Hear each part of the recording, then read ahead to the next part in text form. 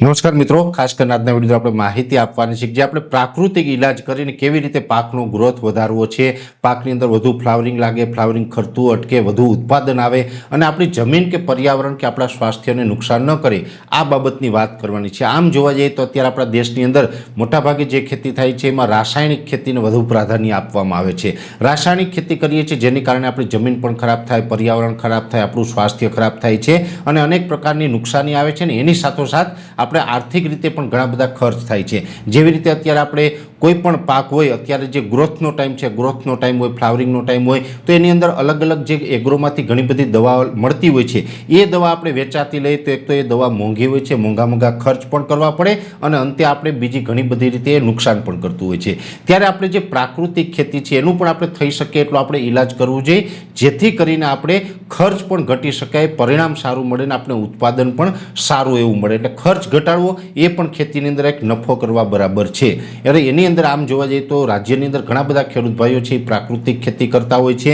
ઘણા બધી સંસ્થાઓ છે એ પણ પ્રાકૃતિક ખેતીને આપણે ભલામણ કરતા હોય। આપણા રાજ્યના જે રાજ્યપાલ છે આચાર્ય દેવવ્રતજી, એ પણ આપણે પ્રાકૃતિક ખેતી કરવા માટે ખૂબ ભલામણ કરી રહ્યા છીએ।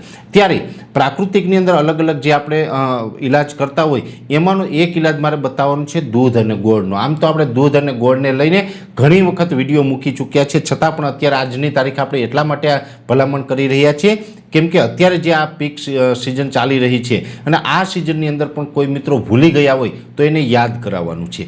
ગોળ અને દૂધ છે એનું ઉત્તમ પરિણામ મળે છે ત્રણ બાબતની અંદર: પાકનો ગ્રોથ કરવો, પાકમાં વધુ ફ્લાવરિંગ લગાડવું અને સાથે ફ્લાવરિંગ લાગેલું હોય ખરતું અટકે, એનું વજન વધે, કદ વધે અને ક્વોલિટીવાળું ઉત્પાદન મળે। હવે એની અંદર આમ તો જે આપણે દૂધ અને ગોળ વપરાશ કરવાનો હોય છે, પહેલી વાત એ યાદ રાખવાની કે દૂધ છે એ ગાયનું હોવું જોઈએ અને બને ત્યાં સુધી ઘરનું આપણે હોય તો જ એના ઉપર ભરોસો કરી શકાય। બહારથી લઈએ એમાં ઘણી વખત ગાયની જગ્યાએ ભેંસનું આવી જાય અથવા તો કેમિકલવાળું દૂધ પણ આવી જતું હોય, એટલે બહારના દૂધનો બહુ આપણે ભરોસો નહીં કરવાનો।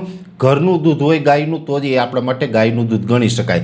ગાય પણ આપણે ભારતીય ઓલાદની ગાય હોવી જોઈએ, એટલે કે જે જર્સી કે એચએફ ગાય જેને આપણે કહીએ છીએ એ ગાયનું દૂધ હશે તો નહીં ચાલે। એટલે ગાયનું દૂધ આપણે જે દેશી આપણી જે ગાય આવે છે ભારતીય ઓલાદની, એ પછી કાંકરેજ હોય, ગીર ગાય હોય, કોંકણી હોય કે કોઈ પણ ગાય હોય, જે દેશી ગાય છે આપણી એટલે કે ભારતની ઓલાદ છે ગાયની, કોઈ પણ ગાયનું દૂધ છે એ 250 ml લેવાનું અને ગોળ છે એ 100 ગ્રામ। પણ ગોળમાં પણ અત્યારે કેમિકલવાળો ગોળ માર્કેટની અંદર આવતો હોય તો કેમિકલવાળો ગોળ નહીં, જે એકદમ કેમિકલ વગરનો જે કાળો ગોળ આવે છે એ ગોળ આપણે કેમિકલ વગરનો ગોળ છે એ વાપરવાનો આગ્રહ રાખવાનો છે।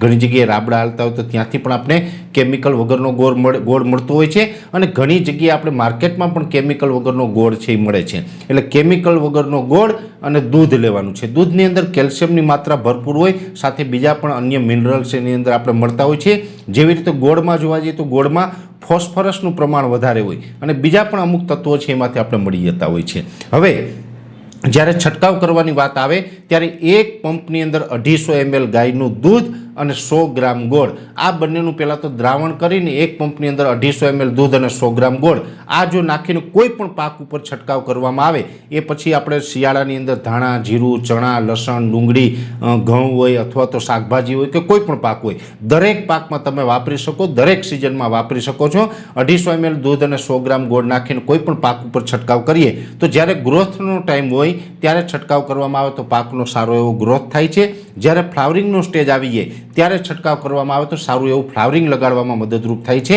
અને ફ્લાવરિંગ લાગી ગયા પછી પણ જો ત્રીજો છંટકાવ કરીએ તો લાગેલું ફ્લાવરિંગ હોય એનું ખરતું અટકાવે, વજન વધારે, કદ વધારે અને ઉચ્ચ ગુણવત્તાવાળું આપણે ઉત્પાદન આપે છે। એટલે દરેક ખેડૂત ભાઈ મારી ભલામણ છે, તમે કદાચ કેમિકલ પેસ્ટિસાઇડની ખેતી ભલે કરતા હોય, રાસાયણિક ખેતી કરતા હોય તો પણ અત્યારે ગ્રોથ ફ્લાવરિંગ માટે આપણે અન્ય દવા નહીં વાપરીને જો તમે દૂધ અને ગોળનો વપરાશ કરશો તો એમાં પણ તમને ખૂબ સારા પરિણામ મળશે અને આની અંદર બહુ કંઈ ખર્ચો પણ નથી।